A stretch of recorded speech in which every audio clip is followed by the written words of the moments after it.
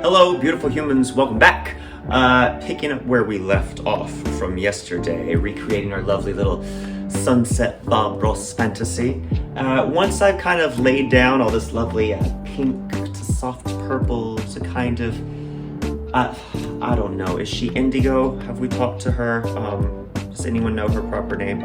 I'm an artist, I should know these things. But once we've got our lovely little kind of rainbow ombre sunset sky moving forward, she's cute, she's lovely, but she's a little empty. So I thought we'd make some nice fun little clouds to put up in here to give her some, again, some personality. So real quick, one little way that I like to draw these kind of nice fluffy clouds is we've been working with that big girl brush. Love her, she's cute. But I want to switch brushes for this one. I want to switch over to some sort of tiny brush, something relatively versatile and ambidextrous, something with a little decent bit of a point on her if you can get her. But we've got our paper plate, we've got our primary colors, a little bit of red and whites. I want to mix another little puddle here somewhere, maybe in the middle-ish of wherever I got space. With that, actually, we've been working with this kind of red, white, and blue mixture for all this lovely business. If you've got that, great, keep working on it. If not, mix up a little bit more. Red, white, and blue. Only this time I want to add a little bit more red and blue to her. I want to get a nice deep purple. It's maybe about a shade or two darker than whatever the darkest color I've got up here in my sky, whatever it's got up top. But red, white, and blue, red, and white in whatever situation ship you prefer them to be in.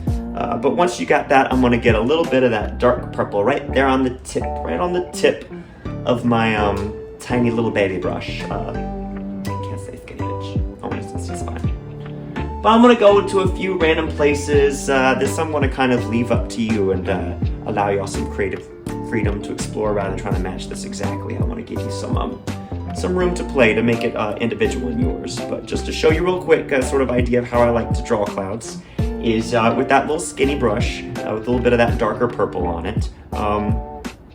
Follow this train of thought with me. You know when you're at a bank or somewhere, if they still even do that, where you got that ballpoint pen and you can't quite get the ink to flow right, so you kind of like scribble a bunch of like concentric tight circles until that ink starts to flow. You know what I'm talking about? Maybe not, but if you do, capture that moment and journey with me.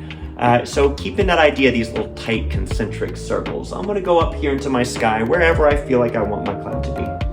And going from left to right to left, whichever you prefer. I'm going to start really tight with those tiny little circles. And as I move from left to right, they just get those circles get a little bigger and a little bigger. Right in the middle, then maybe they get a little smaller and smaller until I just lift and cute little fluffy cloud. And I can step and repeat that as many places, as many times as I want, starting really small with those circles, getting really big towards the middle, and then coming back down towards the end and just kind of lifting off. They can be different varying degrees of lightness, thickness, that kind of stuff. You can even have some just kind of little scribbly, it's almost kind of back and forth, just throwing some little streaks, wispy clouds. She's so wispy, she's so lovely. All around my sky.